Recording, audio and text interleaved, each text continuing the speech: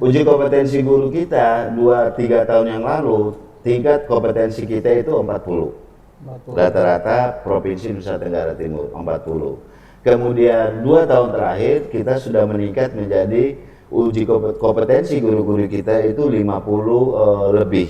50. Nah, idealnya adalah 80. Ya, ideal secara nasional, keinginan untuk nasional itu 80. Tetapi nasional pun belum mencapai angka 80. Ya. Nah, kemudian apa yang dilakukan oleh LPMP? Yang pertama adalah bimbingan teknis peningkatan kompetensi. Itu tetap dilakukan oleh LPMP.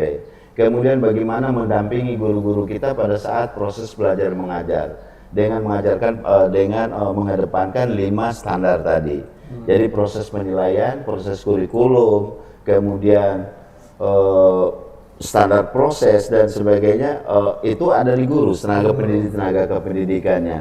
Jadi sebenarnya untuk peningkatan kompetensi guru itu sejak zaman Belanda ya Pak Jose kita lakukan ya. Bagaimana penataran guru, bagaimana guru kita kirim ke Jawa dan sebagainya, itu sudah berlangsung 20-30 tahun yang lalu.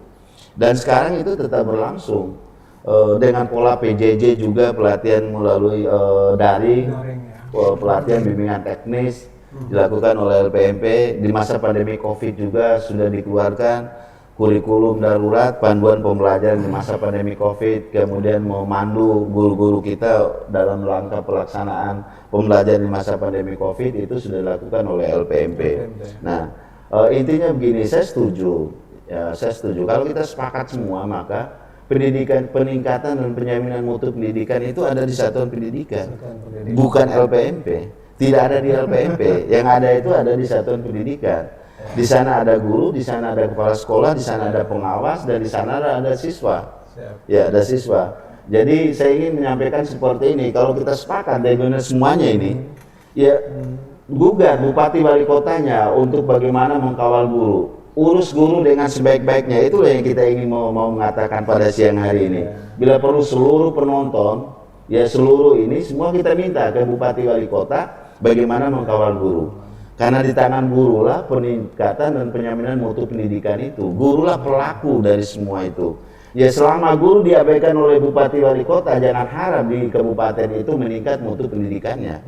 Ya kalau guru tidak dilindungi oleh bupati wali kota di daerahnya, maka jangan harap pendidikan itu bisa meningkat di kabupaten itu.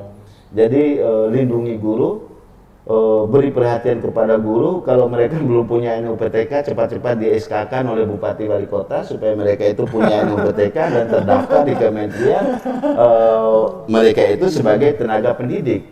Karena tidak semua tenaga pendidik kita itu terdaftar, Pak. Ya karena tidak ada SK bupati wali kotanya. Maka pada siang hari ini kita ingin menyatakan rame-rame bahwa bupati wali kota se-Nusa Tenggara Timur SK-kan guru-guru honor kita supaya status mereka itu diakui oleh kementerian bahwa mereka itu sebagai tenaga pendidik. Nah ini peran LPMP seperti apa nih? Peran LPMP, peran LPMP sudah pernah berkomunikasi dengan Demba atau apa tuh? Jadi peran LPMP adalah meminta kepada bupati wali kota untuk men-SK-kan guru-guru kita. Jadi itu perannya LPMP.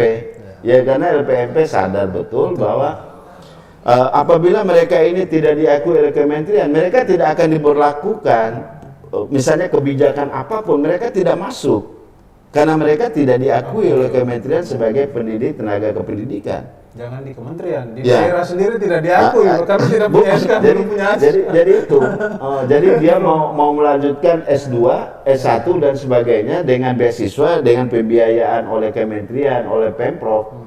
Persyaratan pertama adalah mereka harus punya NUPTK, nomor unit pendidik tenaga kependidikannya, kemudian terdaftar di Dapodik. Tetapi di masa pandemi COVID itu diabaikan dulu. Mereka tidak terdaftar pun di Dapodik, mereka tetap mendapatkan penghasilan dan dibayar oleh kementerian.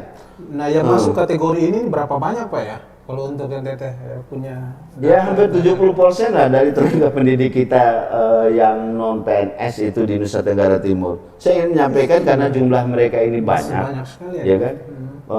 Jumlah mereka ini banyak dan mereka ini sudah memberikan kontribusi yang begitu besar untuk dunia pendidikan Nusa Tenggara Timur. Kenapa tidak dijawab dengan pengakuan lah, di SK-kan?